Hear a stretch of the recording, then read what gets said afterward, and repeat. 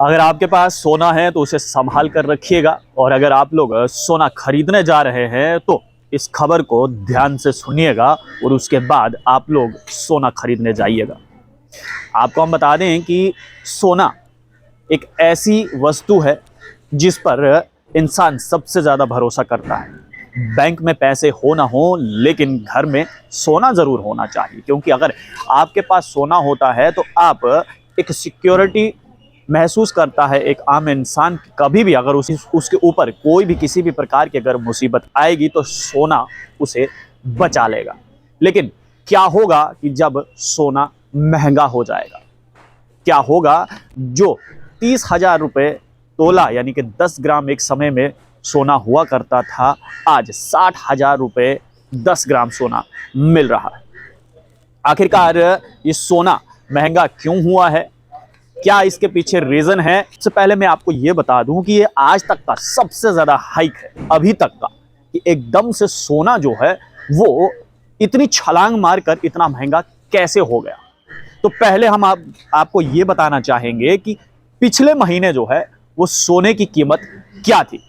पिछले महीने की अगर मैं बात करूं तो 59,530 रुपए ये 10 ग्राम सोने की कीमत थी। 24 कैरेट सोने की ये कीमत मैं बता रहा हूं। जो आप लोग जब भी सोना खरीदने जाते हैं, या तो 22 कैरेट का सोना खरीदते हैं आप, या फिर 24 कैरेट का सोना खरीदते हैं, तो 24 कैरेट सोने की एक महीना पहले जो कीमत थी वो 59,530 रुपए थी, जो आज के समय में अगर आप लेने जाएंगे तो 61,250 रुपए हो चुकी है।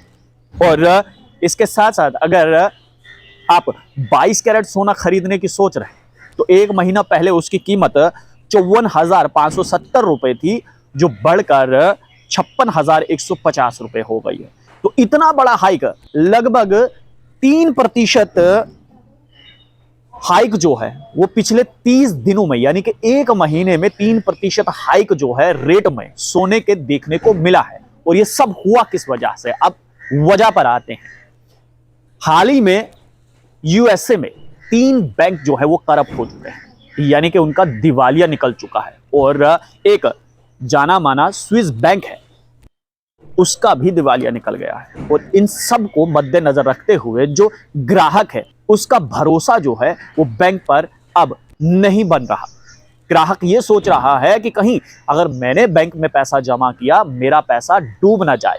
इसलिए ग्राहक सोना खरीदने की तरफ बढ़ गया है। जैसे ही डिमांड बढ़ता है तो प्राइस बढ़ता है। ये इकोनॉमिक्स का एक सिंपल सा फंडा है कि if demand increase then price will also increase. तो जैसे जैसे अब लोग बैंक की तरफ नहीं जा रहे हैं, बैंक में पैसा जमा नहीं करवा रहे हैं, बल्कि सुनियार की दुकान की तरफ जा रहे हैं, सोना खरीदने जा रहे हैं, और उस वजह से भारी ट्रैफिक मच गया है, तो ऑटोमेटिकली गोल्ड के जो प्राइस हैं वो बढ़ रहे हैं। और ऐसे में चिंता यहां पर एक और सता रही है, क्या बैंक का क्राइसिस आने वाला है? इस प्रकार से अगर 3 बड़े बैंक यूएसए में अगर दिवालिया हो चुके हैं, एक स्विस बैंक है वो भी दिवालिया हो चुका है, तो क्या आने वाले समय में बैंक क्राइसिस आने वाले हैं? और इसलिए मैं कह रहा हूं, अगर आपके पास सोना है तो आप उस सोने को संभाल कर रखिएगा। अब यहां पर एक और सवाल है कि क्या सोने के दाम और बढ़ने वाले हैं या फिर नहीं,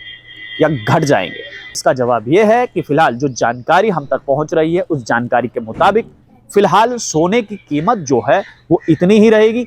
हो सकता है कि सोना और भी महंगा हो, लेकिन घटने की उम्मीद फिलहाल नहीं लग रही है। इसलिए तो मैंने शुरुआत में ही कहा था कि अगर आपके पास सोना है तो उसे संभाल कर रखिएगा, और अगर आप लोग सोना खरीदने जा रहे हैं तो जरा 10 बार सोचिएगा कि क्या आपको सोना खरीदना है अभी या फिर नहीं।